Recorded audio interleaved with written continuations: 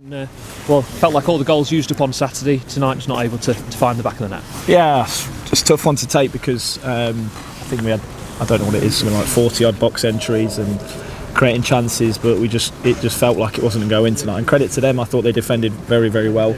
I think at the start of the game they probably started the better first 15, but then we got settled and we looked like we were on the ascendancy. And then, it's not criticism, but we don't concede goals like that. Usually, we don't concede goals like that. We've been solid at the back all season. I think today we've just conceded two soft goals really, but even at 1-0 we think we're still in the game. We come out, we try and chase the game, and then we just keep pushing the game, which is great. There's some really good things about the performance where we moved the ball well, we got the ball in the box, and at 2-0 it kills the game really, but we kept going. I think I've not seen it back, but it definitely looked onside to make it 2-1 at 75 minutes, and these little things have hurt us tonight, but some positive things in there, even though it just doesn't feel like it with the result. But we kept chasing that, and we kept chasing the game as much as possible. Yeah, how frustrating was it? You just wasn't able to find that final ball, that killer ball when it was needed. Yeah, I think that if probably one little criticism maybe with the final quality, the final ball, that little bit of quality we needed. It wasn't through effort, it wasn't through trying, it wasn't through getting there. We had lots of territory, lots of dominance, but maybe that final end product of putting the ball in the box, and then maybe one or two chances we could have stuck away, and it's a different game. But again, it's just the goals. The goals were a bit. Not us. The goals weren't us really. We're usually really, really solid, and so that's disappointing. We've conceded a couple of easy goals, but we just couldn't get the breakthrough. I guess especially against a team like Blackpool, who did put bodies on the line, defended well. That was always going to be difficult to come back against. Yeah, I thought they defended really well. I thought they were solid.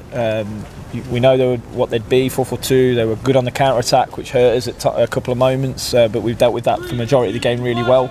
We were playing the game in their half, but they defended their half really well. Especially second half, where even though we were having a lot of territory, it wasn't that just final action. If we were cleaner and better and a bit more quality in that, we probably would have got that chance and that goal. Ben House picked him a knock, it looked like, in the first few minutes, but obviously didn't come off till just before half time. What was the situation there? Yeah, it looks like a really bad dead leg, so he couldn't run anymore. He basically got a knee into the thigh, I think, so it's a dead leg. It's not a strain, it's not a pull, but sometimes these take a week, 10 days, 2 weeks, so we'll see how that is. It is transfer market time. We're going to keep asking the question, obviously, before the weekend. We've got till next Monday, but what are things looking like at the moment? We're still looking. We've still got things going on. There's lots of movement starting to happen. We think next Sunday's going to be chaos because we're still having lots of talks, but nothing's happening yet. So obviously there's a lot of trickle down effect with players in the Premier League into the Championship, and then there's other opportunities. So it's not like we've closed and not doing anything. But again, I say it now, if I had to go with nothing else and we carry on with this group, I'm really happy. If we can strengthen in depth and get cover and support in certain areas, I think we need to do that. But I think we're in a good place. It's just tonight it feels a little bit down because of the result. But again, performance-wise, we got the ball forward, we got the ball in the box a lot of times, and we created a lot of shots, just didn't get those goals again. Yeah, you said about the movement obviously happening further upfield. We've seen Tel Arsgaard tonight going from Wigan to Luton, which will be a boost for Saturday, that is for sure. Do you think you're going to start to see more players from League One move up, and that's going to be a concern for you going into the weekend?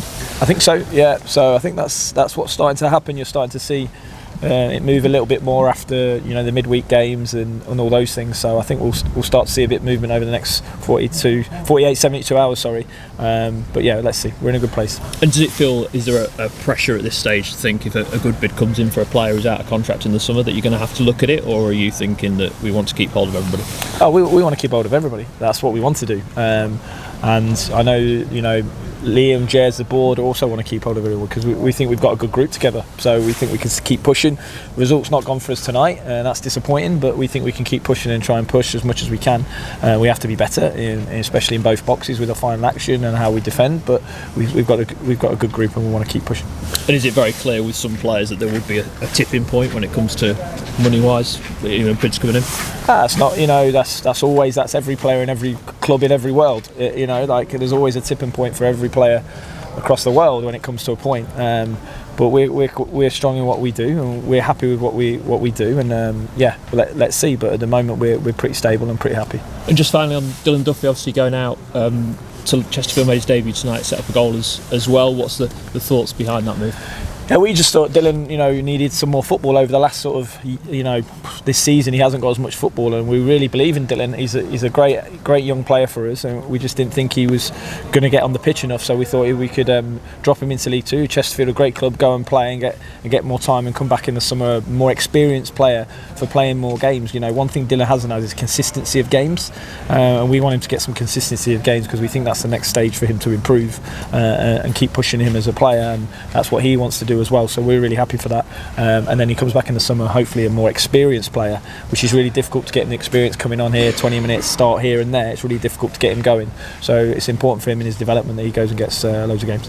Lovely. Thank you for joining us this evening. That's Michael.